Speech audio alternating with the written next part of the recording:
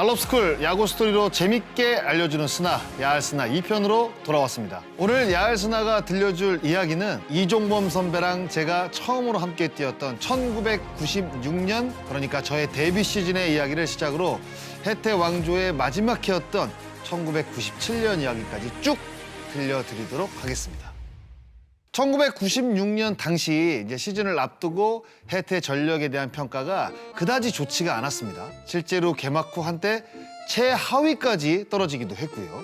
자왕조를 이끌었던 김성한 선배가 은퇴했고 선동열 선배가 일본으로 진출을 했기 때문에 아마도 언론에서는 토타의 구심점이 빠진 혜태 타이거즈가 성적을 내기 힘든 시즌이라고 예상을 했겠죠. 그리고 여기서 그 유명한 하와이 항명 사건이 시즌 전에 일어나게 됩니다. 아침마다 선수단 전체가 이제 산책을 했는데요. 그날은 뭔가 통제가 잘 안 되었는지 베테랑이었던 이순천 선배를 유나무 수석 코치가 따로 불렀습니다. 이야기를 주고받다가 약간의 몸싸움이 있었죠. 그리고 선수단 전체가 그 장면을 목격하게 됩니다. 이후 이순철 선배를 중심으로 선수단이 모였고 더 이상 안 되겠다 싶어 단체 행동에 이제 들어갑니다. 연습을 불참하고 어디를 갔냐? 바로 와이키키 해변이었습니다. 와이키키 해변에서 뭘 했냐? 사실 와이키키 해변하면 수영을 해야 되는데 우리가 수영을 하지 않고 단체로 앉아서 앞으로 일어날 상황에 대해서 어떻게 대처를 하고 어떻게 움직여야 되겠다, 이런 이야기들을 하면서 시간을 보냈습니다. 자, 그때 김응용 감독님으로부터 연락이 와요. 무슨 일이야? 빨리 안 와? 라는 전화를 받게 되죠. 그리고 나서 선수단에게 자초지종을 듣고 다음 날부터 감독님이 직접 훈련을 진행을 하게 됩니다. 펑고도 직접 치고 지도도 직접 하면서 말이죠. 그때 코치들이요, 뭘 했는지 아세요? 아무것도 하진 않았습니다. 선수단에게 말도 걸지 않았고 그 타자 박스 뒤에 있죠. 거기서 한마디도 안 하고 그냥 선수들 연습만 바라봤습니다. 이를 두고 감독님이 선수 편을 들었고 코치들과 사이가 나빴다, 뭐 이런 말도 있었는데 사실 그건 아니었습니다. 사실 감독님이 그렇게 직접 펑고도 치고 그러면 선수나 코치가 얼마나 불편했겠어요. 그걸 아는 감독님이 코치진과 선수단에게 내가 이렇게 하는 게 싫으면 똑바로 하라고 일종의 사인을 보낸 거죠. 그렇게 3, 4일 정도 있다가 단장, 프런트, 감독, 이순철 선배 이렇게 4명이 모여서 극적으로 합의를 보게 됩니다. 자, 코치들이 앞으로 좀 덜 터치하겠다는 약속과 함께 말이죠. 자, 이렇다 보니 1996년 시즌이 시작되기 전에 혜태 타이거즈에 대한 평가가 어땠겠어요? 외부에서 보기에 한마디로 위기였던 거죠. 전력이 약해졌지, 전지훈련에서 항명 사건이 있었지. 그런데 제가 막상 입단을 해보니까 김성한 선배와 선동열 선배가 없지만 혜태 타이거즈에는 좋은 선수들이 많았습니다. 다른 팀 선수들과 기량을 비교했을 때 한 단계 위에 있는 선수들이 너무나도 많이 있었던 거죠. 마운드에는 선동열 선배가 떠났지만 이강철 선배가 있었고 이대진 선배가 있었습니다. 이대진 선배가 거의 1선발 역할을 해줬고 거기에 조계현 선배님까지 3선발까지 정말 짱짱했죠. 가을같이 김정수, 2년차였던 임창용, 거기에 제 동기였던 김상진 선수도 있었습니다.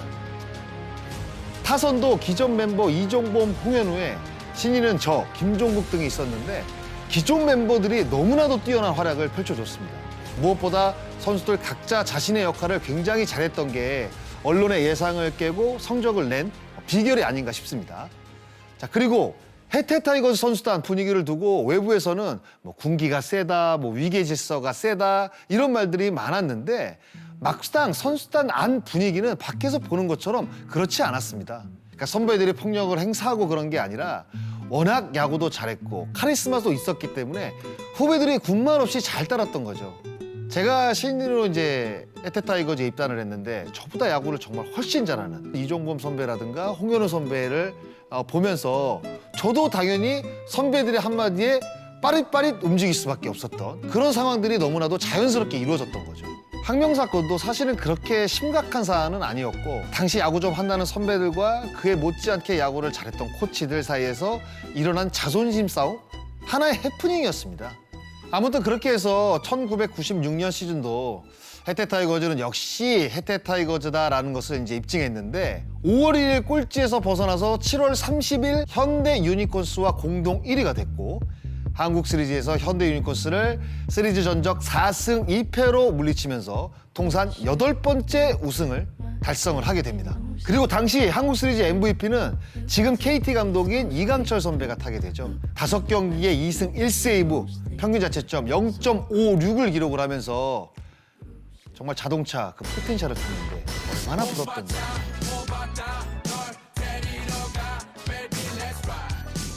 1996년 모두의 예상을 깨고 우승을 했습니다.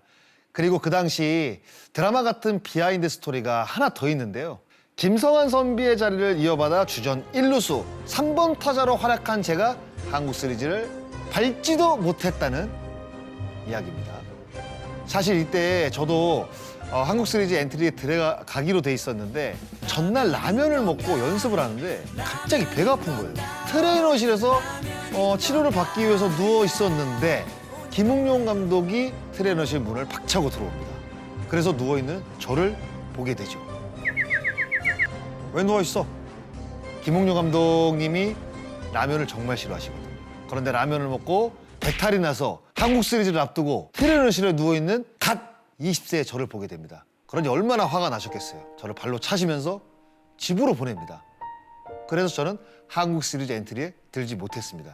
지금 생각해보면 제가 별로 필요가 없었던 거겠죠? 그렇게 속쓰린 아픔을 겪은 신인 장성호가 2년차가 된 1997년 해태 타이거즈 역시 1년 전과는 180도 다른 평가를 받습니다. 1년 전에는 최약체로 꼽는 전문가도 많았는데 1997년은 전력이 탄탄하다는 평가를 받게 되죠.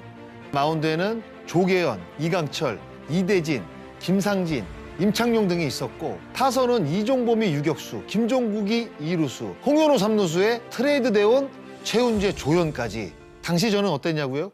전반기에 일할 때를 쳤습니다. 그야말로 폭망이었던 거죠. 이것저것 했는데 전부 안 되더라고요.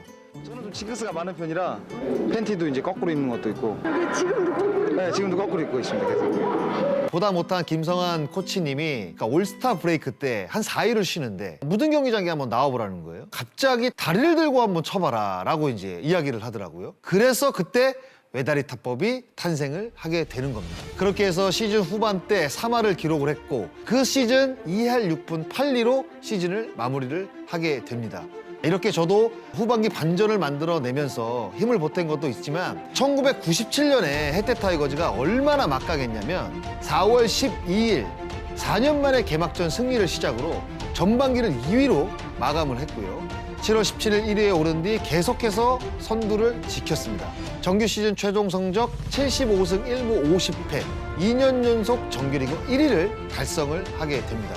해태 타이거즈라는 이름으로 마지막 한국 시리즈를 치르게 되는데요.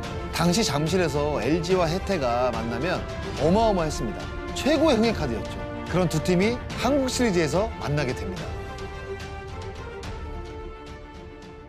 1997년 정규 시즌 해태는 LG를 상대로 8승 10패 열세였는데요. 하지만 한국 시리즈는 달랐습니다. 자, 이미 우승을 경험한 선배들과 우승 DNA가 남아있다 보니 정규 시즌 때처럼 경기를 즐겼고 그 결과 LG를 시리즈 전적 4승 1패로 물리치면서 V9을 달성을 하게 됩니다. 저한테는 1997년 한국 시리즈 중에 특히 기억에 남는 경기가 있습니다. 그때 후원사가 한솔 PCS라고 타이틀 스폰서가 한솔 PCS 원샷 018이었습니다. 018. 한 경기에 첫 번째 안타를 친 선수와 8번째 안타를 친 선수에게 상금을 줬는데 제가 첫 안타를 때려내면서 상금 20만 원을 받았던 기억이 납니다. 그리고 우승을 결정지었던 마지막 5차전도 잊지 못하는데요. 제 동기였던 고 김상진 선수가 한국 시리즈 최연소 완투승을 만들어냈고 저는 순간적으로 빨리 마운드로 달려갔죠. 왜냐? 당연히 역사에 남을 우승 장면이다 보니까 누구보다 빠르게 마운드로 가서 선수들을 부둥켜 안는 장면이 있는데 제이 누굽니다. 쳤습니다. 센터 잡았습니다. 경기 끝났습니다. 해태 타이거스가 1997년도 왕중왕이 됐습니다. 이렇게 해태 타이거즈는 제가 데뷔했을 때도 2년차 때도 다 한국 시리즈에 갔고 앞으로도 그런 꽃길이 계속될 줄 알았죠. 아마 그 누구도 1997년이 해태 타이거즈의 마지막 우승이 될 거라고 생각 못했을 겁니다. 그런데 이듬해 이종범 선배가 일본으로 떠나면서 타이거즈의 추락이 시작이 됩니다. 그리고 결국 해태 타이거즈라는 이름도 2000년을 마지막으로 역사 속으로 사라지게 됩니다. 그러니까 보통 그 해태 타이거즈를 생각을 할 때 굉장히 딱딱하고 위계 질서가 굉장히 강하고 뭔가 거칠 것이다라고 이제 많은 분들이 이제 생각을 하는데 아마 타이거즈에 입단하지 않았다고 한다면 저는 아마 진작 야구를 그만뒀을 거예요. 저를 또 이제 멋지게 또 키워주신 김웅용 감독님이 또 있었기 때문에 제가 또 지금 이 자리에서 이렇게 여러분들께 타이거즈 이야기를 또 들려드릴 수 있는 거고 그때 같이 야구를 했던 뭐 좋은 선배들 또 좋은 후배들 좋은 추억을 만들어줬기 때문에 너무나도 감사한 저는 해태 타이거즈 시절이라고 생각을 할 수가 있어요. 해태 타이거즈는 저 장성호에게 역대 최강의 팀이었습니다. 1982년 해태 타이거즈 창단식 선수는 김성환을 포함해 고작 15명이었습니다. 해태 타이거스가 입장합니다. 김동혁 감독이 맨 앞에 섰습니다. 호랑이의 마스코트가 나왔는데요. 프로야구 최고 명문 타이거즈 왕조를 상징하는 부등산 복귀 선동열. 투에서 왼쪽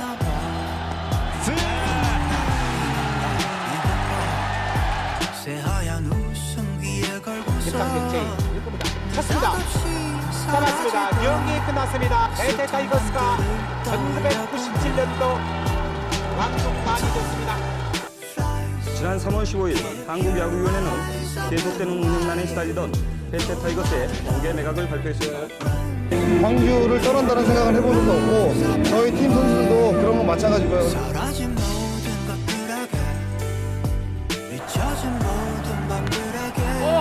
큽니다. 멀리 갑니다. 뒤로 갑니다. 뒤로 갑니다. 그대로 넘었어요. 홈런.